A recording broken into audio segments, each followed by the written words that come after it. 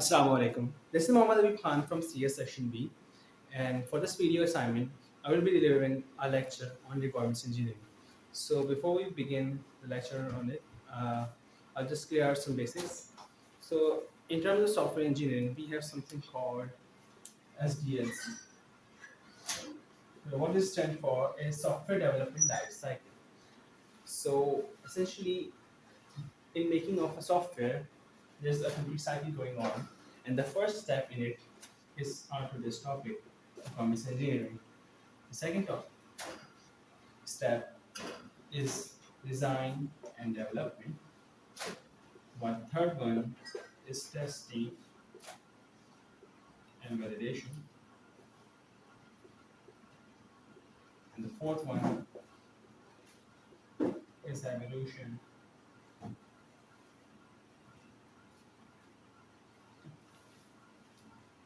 So, as the term suggests, requirements engineering is the process in which we inquire the requirements by a client and what kind of software has to be made.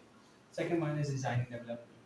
Now I'll just go through each of them quickly. Then uh, we will deep dive into requirements engineering. So design and development. After you have gathered all the requirements, you move on to the design and development phase. You design your product and essentially start developing it. And then comes the testing phase where you test your product if it's holding up to the standards.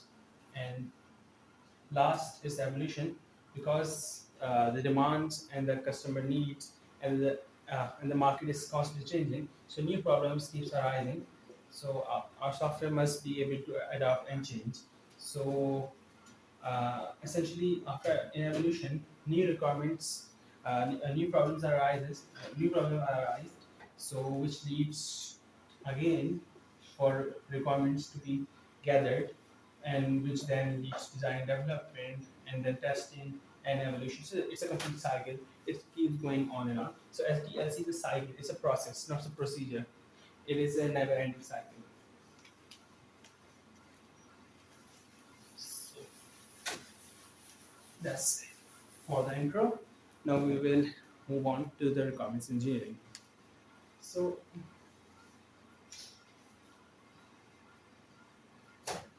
requirements engineering. So requirements, the term what the term means is basically establishing and accumulating the services that a customer needs from a software that you're developing. Okay, and what basically two main terms are there: what needs to be built, and another main part or main part of the definition in what requirements engineering is the constraints.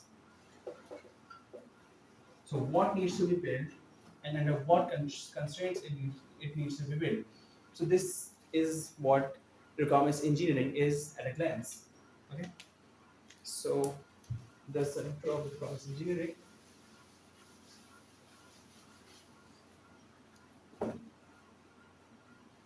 So now what is requirement itself? So a requirement itself can uh, can range from a basic abstract statement like we want to achieve something, we want to achieve that, or highly specific statement like down to specific details. Now, why is this? Because there are different types of requirements which will be discussed afterwards. But the main idea is that these requirements may serve as a bid for a contract. Like, so in that case, um, you need to make your requirements kind of abstract. So it may act as a basically you think that we need to do this, do that. So after that, people bid on that contract, and after a contract is settled, you basically go ahead and list down everything in detail, which serves as the basis of that contract. So uh, upon which everything is agreed upon. So in that thing, everything is written down in detail. So there's different types of requirements. Some are abstract, some are in detail, but something to be uh, noted is that in all cases, requirements need to have a certain level of abstraction. So they need to be abstract. Why? Because in any sort of document, we must include what must be done, okay, but not how. Okay, so you must present the problem and what you are going to do, what you are going to solve, but not how. Like you don't need to list down the solution in your requirement document. And different types of documents are there, which will be discussed on later. Now, this is it for the abstraction part. Let's just move on to the next one. Okay. So the first way we can classify requirements is we'll just write it down here.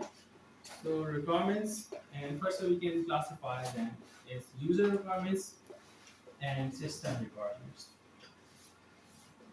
Now, how do these differ?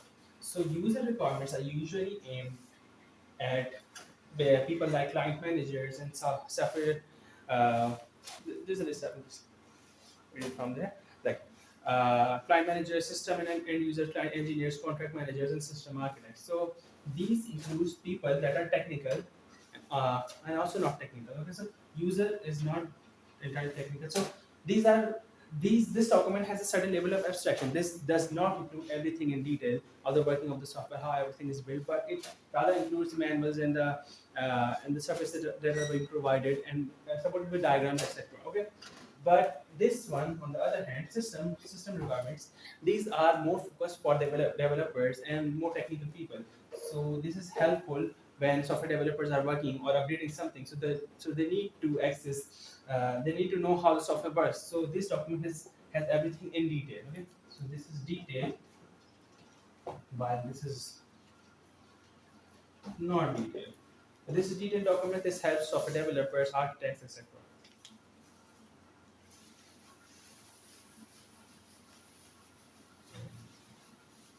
Now, there's another way we can classify these requirements, and this is through functional and non-functional requirements. So, to keep it simple and concise, functional requirements are those requirements which are absolutely necessary for the software, for the system to function, or for the software system to function. So, while on the other hand, non-functional requirements are those requirements which are not an integral part of the functioning of the software.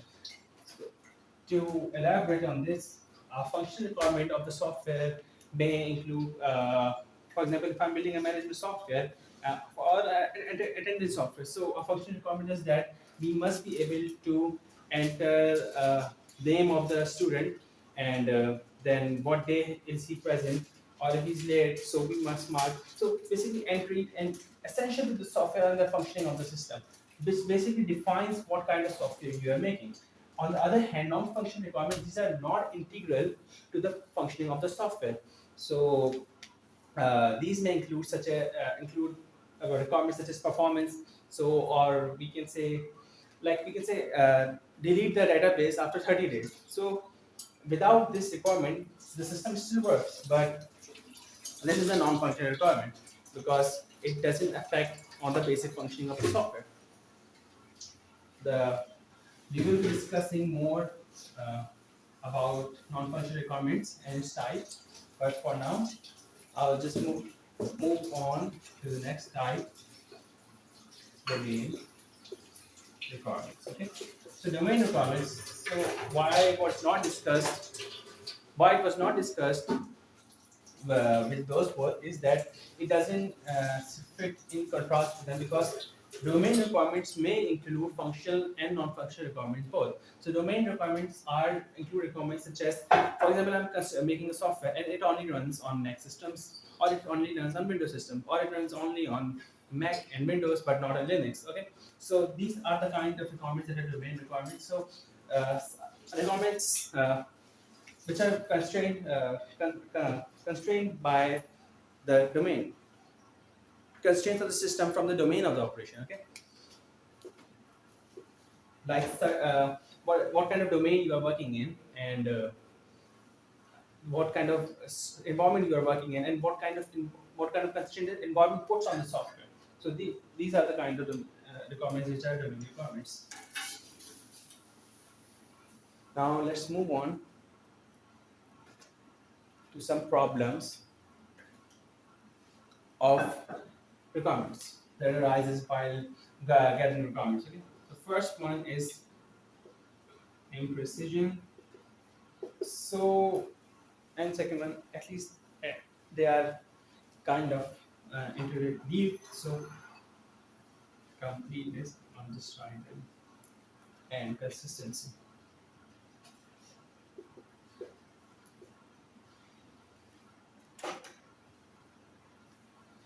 So the main issue arises is that sometimes you list some of the requirements, but they are not precise. The imprecision as the main issue. Example can be taken in such a way that you add the functionality of searching in your software, but you don't specify through which parameter your search has to be performed. Like there's name, and if you're doing management software for a business, you can search by item, or you can search by order number, or etc.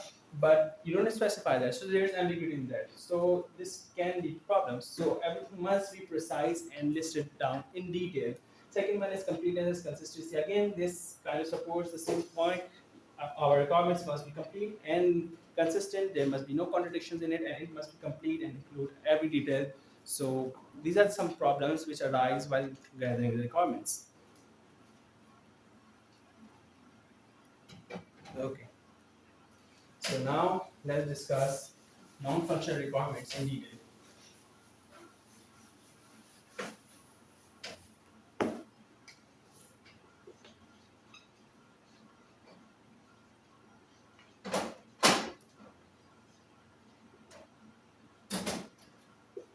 Okay, so like I said, while it is true that these are not integral to the functioning of the software itself, but sometimes these are so important that without them the software is basically useless. So these include stuff like performance and security and stuff like that. Okay, so sometimes it is such an integral part, uh, but not integral part of the software, but not to its functioning. That, for example, you're saying to pull up a database from it, but it takes so much time, like it takes 10 minutes. So it is functioning technically, but it's useless to a certain degree. So we need to make sure that these non-functional requirements are very important in their own right, and in some cases, when we list down non-functional requirements, they lead to more functional requirements being listed down, and sometimes they put new constraints on the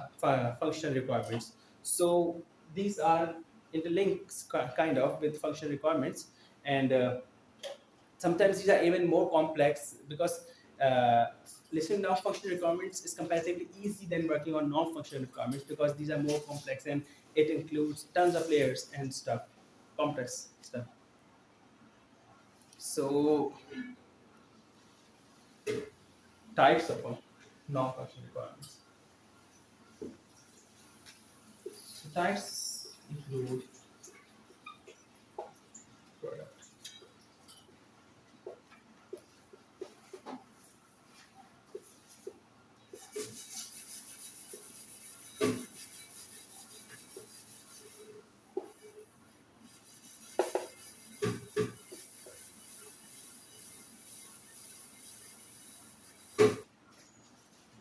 All right. So where was that? Right. Organization requirement and these are external requirements.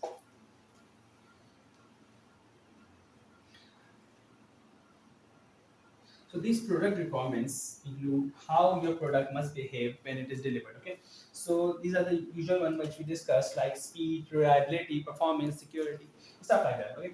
So basically the usual ones which comes to your mind, but then these are the more what you don't usually think of is the organizational requirements, the types of constraints an organization puts on the development of software, like usage of certain standards or implementation requirements or some process standards. that goes on in developing software. And then external requirements are usually which are external to the software, like its interaction with other softwares or legislative requirements. You have interoperability, which I just discussed, like interaction with other softwares or legislative requirements, such as some legal stuff, etc. So the main focus is usually done here, but these are also important in their own right. Okay, these are some types of the non-functional requirements. Now let's move on. Okay, so there's something that is also important to discuss is goal and requirement. So like I said, sometimes the non-functional requirements are hard to like boil down and understand, boil down and state what it is you exactly want. So in that case, goals come in handy. So goals are essentially like your abstract statements, like we discussed before, like we want to achieve this and we want to achieve that. So it helps keeping track of the direction you are heading in, essentially.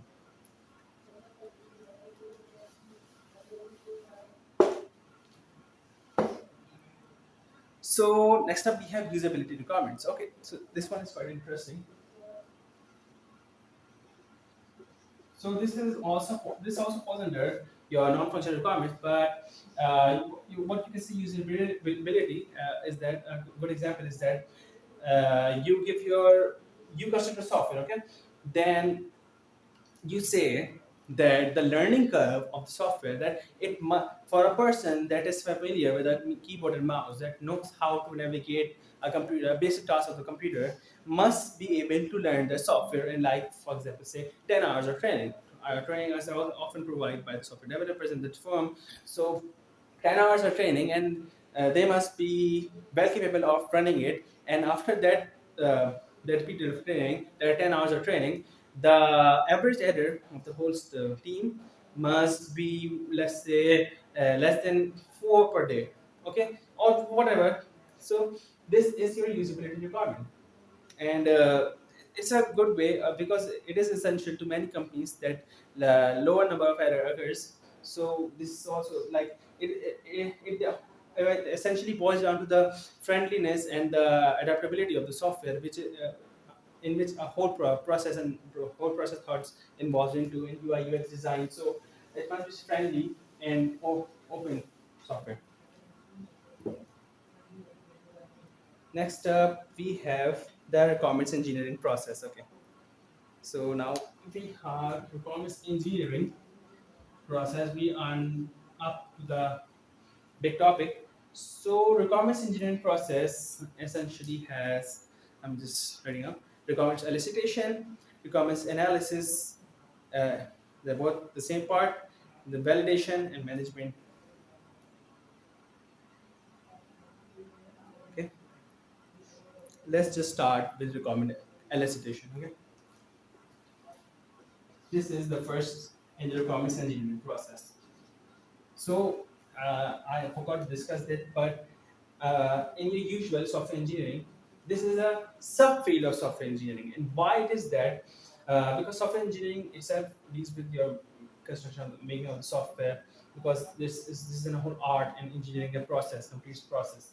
But because this field is so vast in its own right, this is why it is called engineering, because it is a field in its own right, and we have literal requirement engineers to do this. So and why it is important, now we will be discussing in these steps. Okay, requirement elicitation. So to best explain this is through this diagram. Okay, so we have discovery of requirements at step 1, then at step 2 we have classification and organization. At step 3 we have prioritization and negotiation. I apologize for my he is writing. I hope it is understandable. But we have at last a specification. Just a moment. Okay. So the first step is discovery. So in discovery, there are multiple methods. First of all, what is elicitation? Elicitation is based in easy language, or you can say in Urdu. Elicitation is basically ugalwana. Your purpose is to make your client give you information, because many people, especially for if you are an expert in the field, you might think that that is not important and you might go over the details. Okay, so we will be discussing the problems. Uh, so it is important to fish out the information from your client, because you need to know everything that is going on, and there are multiple methods for it. But let's just first discuss this diagram.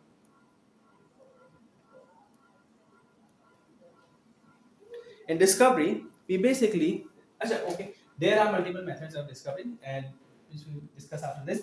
But in discovery, you basically interact with your client and um, all the position, all the people that are in positions that you usually want to interact with while making your software, and you try to discover the requirements and ask about them, interview them. So I will be having there basically two main methods that I will be discussing here. You have one, interviews, and second there's ethnography. Second, we have classification and organization. So after you have the requirements, you classify and organize them, because of course classification and organization is an important step for any type of categorized work. So you classify and organize them, then you prioritize them, that which are important, which should be at first. In negotiation, you make sure no no no requirements are contradicting each other. You resolve any conflicts, and then you move on to specify the specification part, and where you basically documented everything. So this is a general overview of what goes on in elicitation uh, and analysis. So now let's discuss discovery. Discovery discovery can be done. How can it be done? It can be done, like I said, through interviews. Oh, that looks nothing like that. Just quickly rewrite that. So interview, as you can say, as the word suggests, interviews are basically you interview each of the stakeholders or managers or position people that are in position, and try to inquire what the software is about. You other than what information and requirements they have given you, you try to inquire them through you. Care, you structure your question in such a way that they give you everything that is required to make the software. So this gives everything. You get the details to about making your software through this. But the main problem in this interviewing thing is that, which I discussed briefly before, is that during interviews, the field expert which we are talking to might think that this is like basic detail. They might ignore it, or they might go over it. They might not count it in the interview. So sometimes it happens you don't pay too much detail to the attention to the detail, basically, while describing your work to someone. So because not everyone is good at expressing what they work at. So this is the main issue with interviews. So to tackle the detail, we have something called ethnography.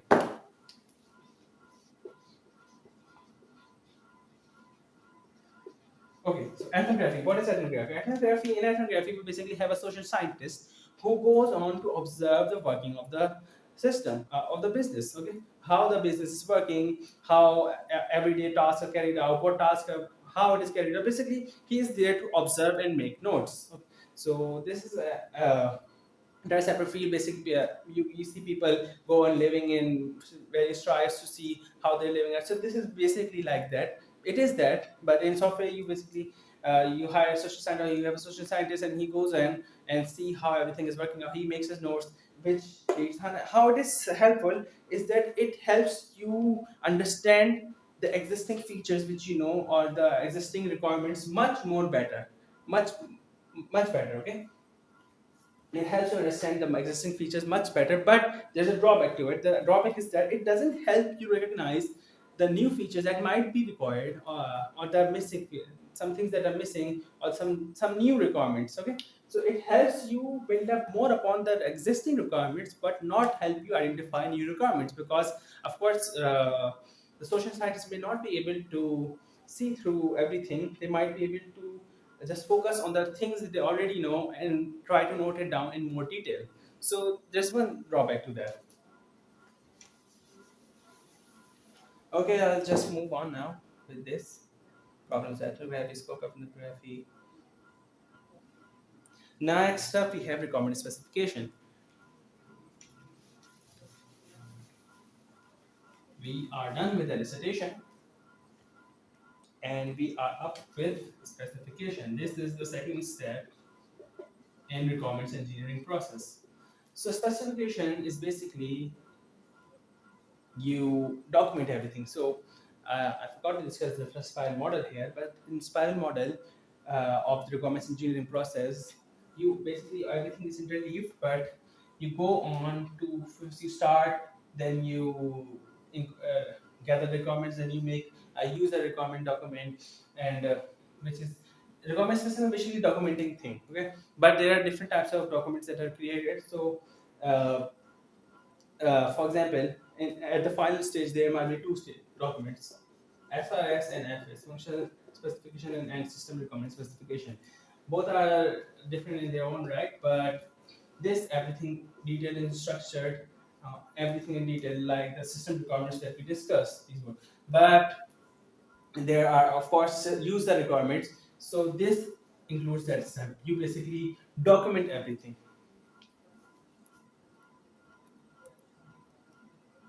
Of course, Of course, this is written in natural language. These are supported by tables and figures, etc., tabular, and there's whole guidelines for it. Requirement specification are usually written to some standards. Like there's an IEEE standard for SRS documents where you follow a certain guideline defined by industry standards.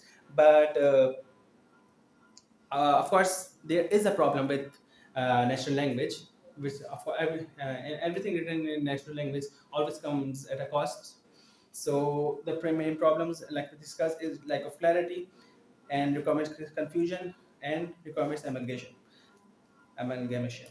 The clarity is that it might be what language you, depending on what language is used, it might be difficult for the readers to grasp what is being said.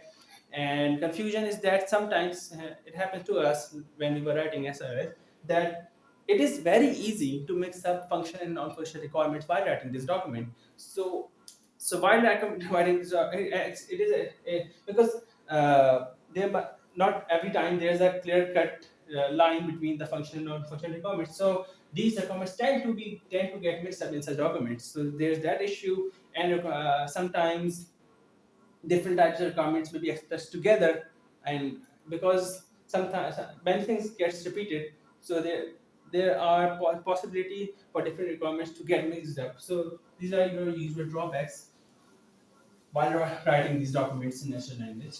But of course, what else other way there is,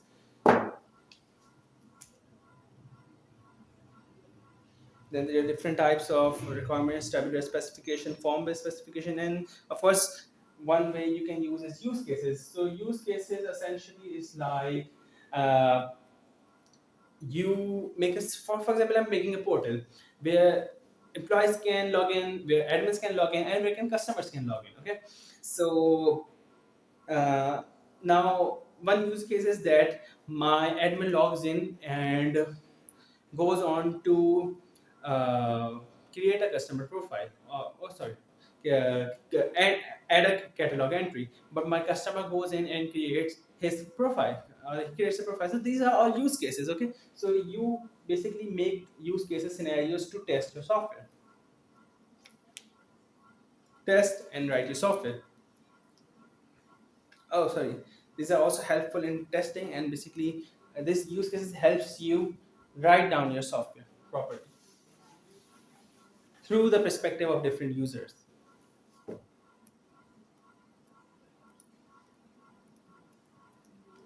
All right. The third step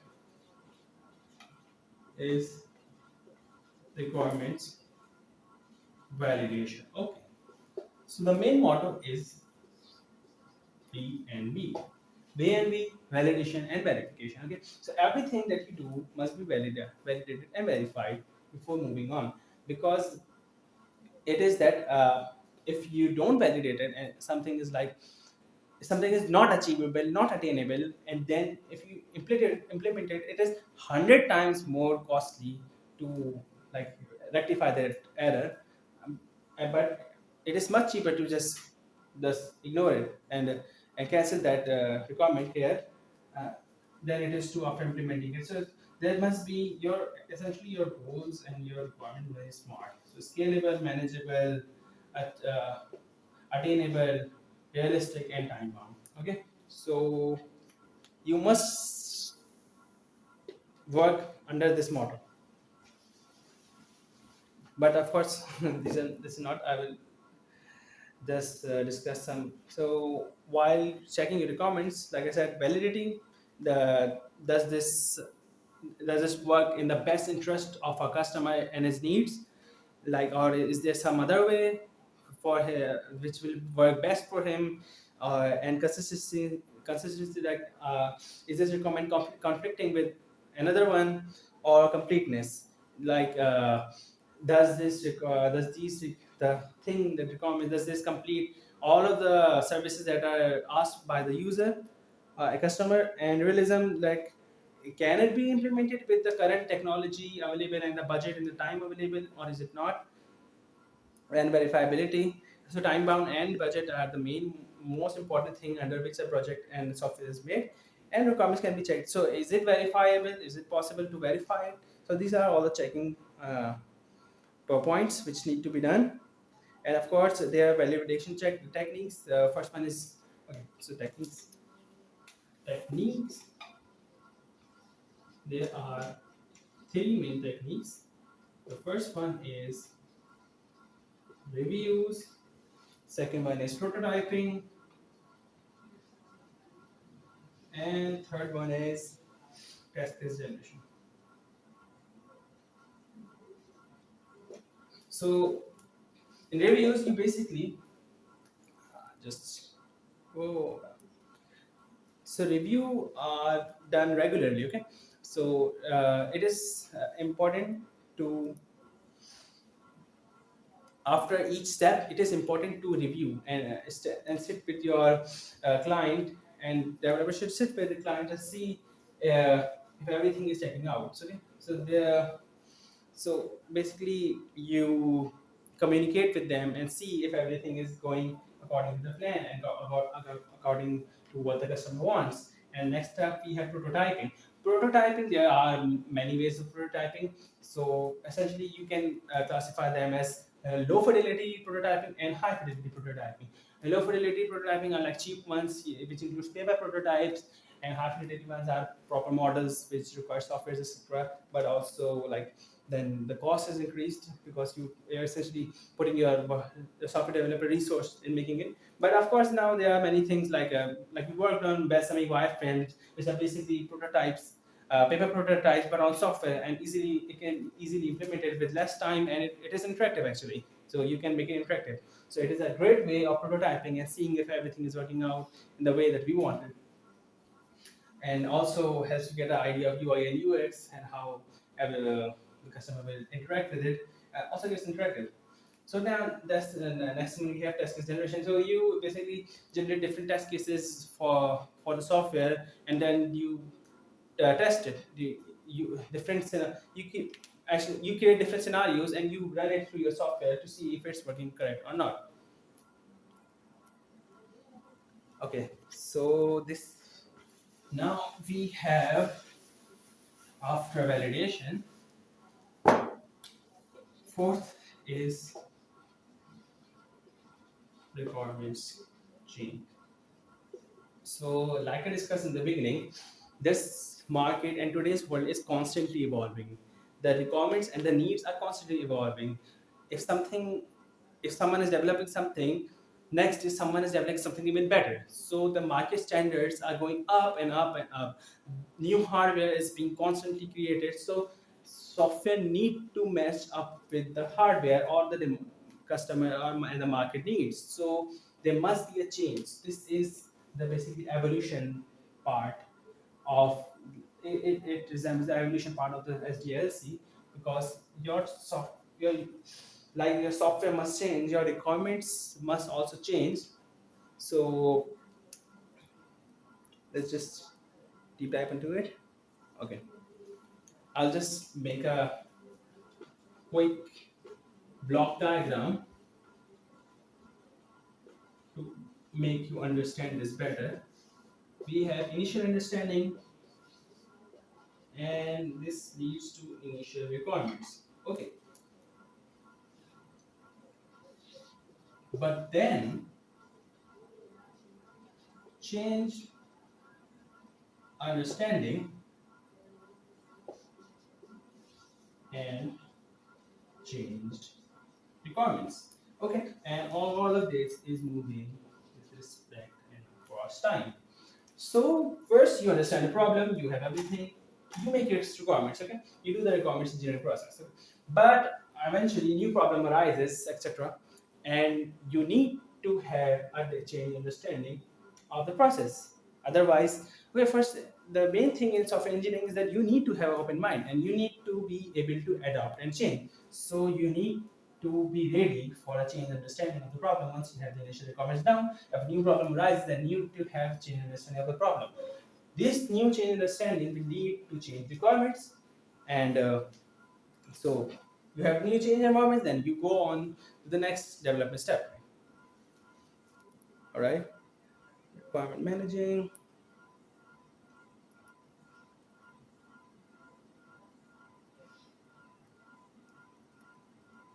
Okay, so there's another block diagram, requirements change management, which needs to be discussed. It's quite important. You have your identify problem. Uh, this went down a bit, but problem analysis and change specification. Analysis and change specification. Then you have change analysis and costing.